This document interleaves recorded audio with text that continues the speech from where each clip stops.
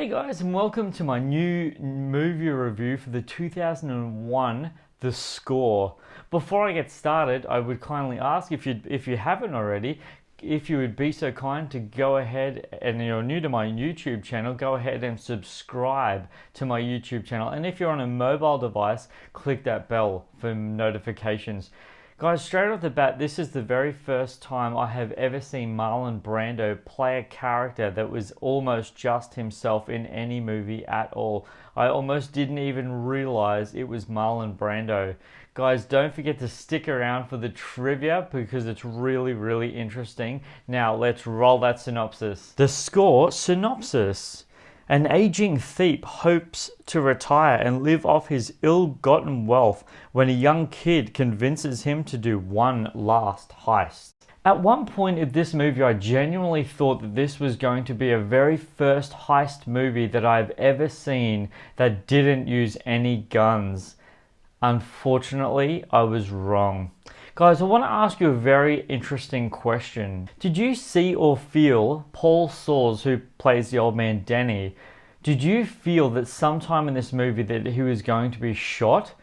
Leave your comments in the comment section below. I'm really interested to know your thoughts on his character in this movie. Did you feel that the way I felt that? Because I saw that, I really genuinely felt that throughout this whole, just seeing his character played out in this movie. I genuinely thought to myself, and I kept thinking to myself, nah, there's definitely something big is going to happen, like full on is going to be coming to his character, purely because of how his character was in the rest of the movie, and it just felt like that's how it was going to fit to in the rest of the movie. And I'm interested to know, comments in the comment section below if you have obviously seen The Score, or if you haven't and you're going to, let me know what your thoughts are on his character in the movie and where you thought his character was eventually going to go, because what happens at the end, I was actually genuinely surprised at. Guys, if you don't know already, this movie is actually rated M.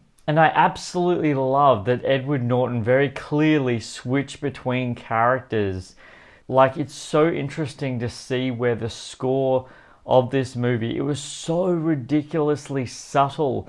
It moved the movie. It literally was one of those things where in some places of the movie, it would be so subtle that you didn't actually realize that there was music playing, but then sometimes it actually wasn't, which was really fascinating to me. As this movie, the duration of this movie is 2 hours and 4 minutes long. That is something that I found incredible. The runtime, you do not feel the runtime of this movie at all. In fact, I thought to myself, probably halfway through the movie, I didn't even check to see how long this movie went for. And when it finished, I was really, really just satisfied with it. This movie is brilliant, guys. It really genuinely is. And how all of a sudden the music would so totally disappear into the actual movie, and then you're locked into such sudden suspense, with this movie being a crime drama thriller movie, guys. As I said, the pacing of the movie was so smooth that it captivates you from scene to scene. And speaking of captivation, let's talk about the cast of this movie, guys. Robert De Niro, who plays Nick, the absolutely brilliant, incredible Edward Norton as Jack/Brian. The reason why, guys, honestly, the reason why these guys are just absolutely phenomenal, and in the trivia I'll tell you something really, really fascinating about Edward Norton being in this movie that I thought was really, really just the wow factor. Seeing his character transform so simply, and like what he plays as the character of Brian. Like, come on, guys. At the start of this movie review, I wanted to do something really funny, but then I thought about it later. I thought it might have been just a bit silly. But I actually thought to myself while I was watching this movie, and the Oscar goes to Edward Norton. Seriously? This movie, it's his caliber. It really, really is. This is one of those movies that you watch and you just get so taken in by how good he is as an actor. Just brilliant. Also, Marlon Brando, the Godfather himself, who plays Max, and a very small role by Angela Bassett, who plays Diane. Guys, I was shocked and amazed and quite frankly blown away, no pun intended, by frankly the director of this film. I did not see this coming at all. In fact, I was not aware of how many films he's actually directed, guys. But it was the voice himself of Miss Piggy and Yoda from Star Wars, director Frank Oz. This really is one of those movies that I am so glad that I've seen later in my life, because I have so much more of appreciation for it, guys. It's movies like this that when I watch it, I think to myself how creative it really is. One thing in this movie, guys, that I thought that was really interesting, this movie made me realize how criminal actually get away with things that they do, because this movie is literally a paint by numbers criminal act. It's pretty bad, like seriously. And does this movie have the core essential element in its DNA that I ask you guys, genuinely and authentically, guys?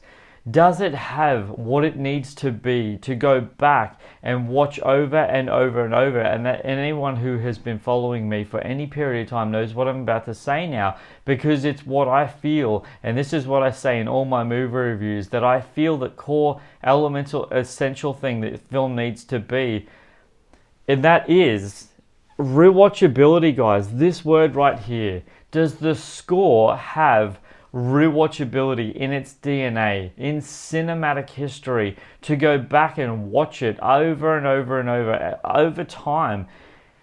And I want to say two things to that, okay? I want to say two things. I want to say yes, and I also want to say no. The reason why I say yes is purely because of the actors. Robert De Niro, Edward Norton, Marlon Brando, really, A-list caliber actors, literally. And the reason why I say yes is because how incredibly brilliant their acting ability is in this movie. They are just phenomenal actors, and I mean seriously. They bring their A game 100% in this movie. The reason why I say no, guys, is purely because of the ending of the movie. It's like the movie Titanic. You know the ship sinks, but it's just so good that you go back and rewatch it. It's movies of that interest that you know how it ends, but it's purely, and the reason why I say no is purely of how the story is and how it ends.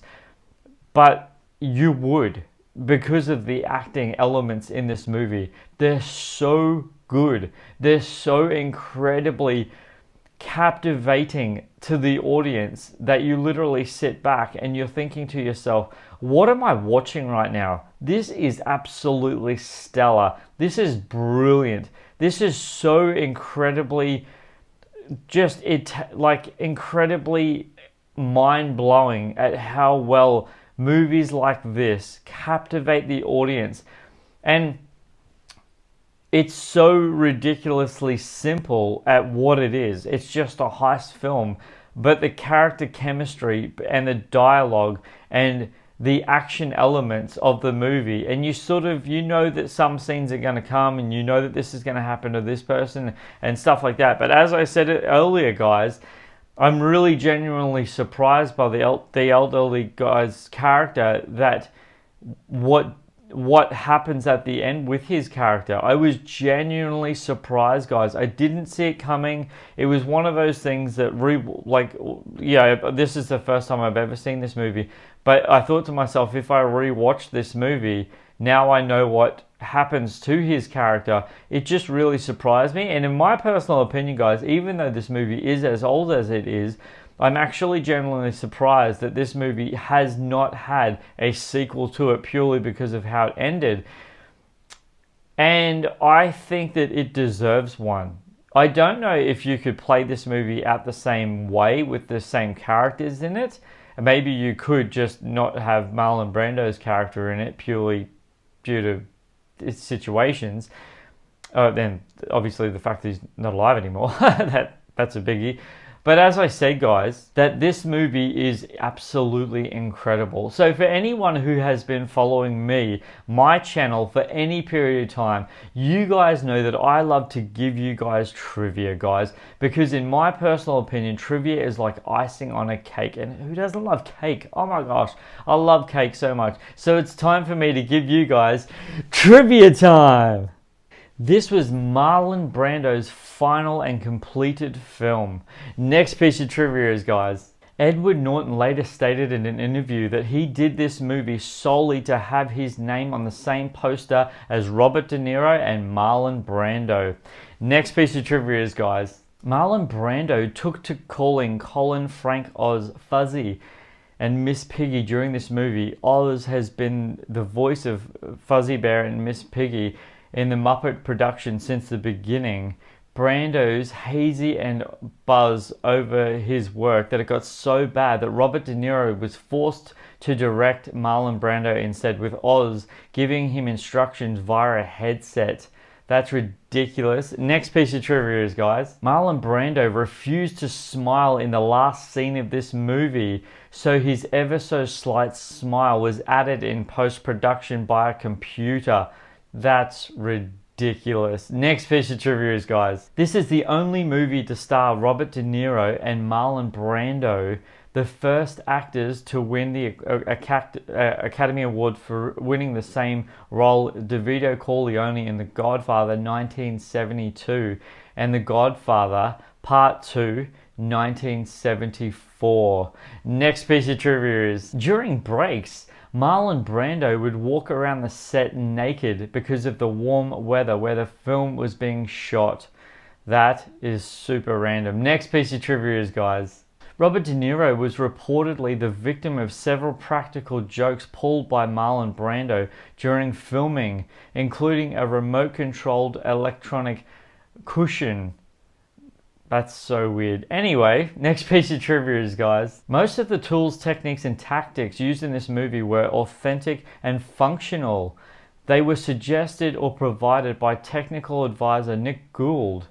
Next piece of trivia is, guys, the first scene with Marlon Brando and Robert De Niro talking at a table was shot with De Niro on a tight schedule, giving the filmmakers only 30 minutes to set up the cameras and lighting. Next piece of trivia is, guys, when fighting in Jack's apartment, Bert is shown slamming Jack's face into the kitchen counter twice.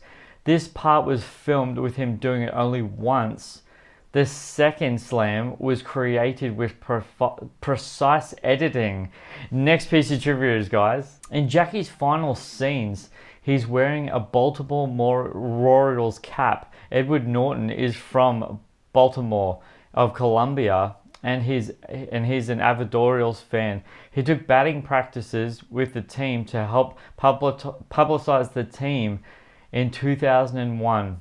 Next piece of trivia is, guys, Edward Norton scripted the talent in the choices scene between Nick and Jack. Next piece of trivia is, many of the scenes inside the Montreal Customs House were filmed inside the actual building. The filmmakers built some temporary additions and used some CGI to suit their purposes. For instance, there is no elevator that goes down from the ground floor to the basement. Next and final piece of trivia, guys, and I will leave you with this one, is the computer codes related to the hackers are 317-946-5839. Bonus piece of trivia, guys, just because you guys are so amazing and you've stuck in with me this long. The huge red ship in one shot is Ursula, a bulk carrier.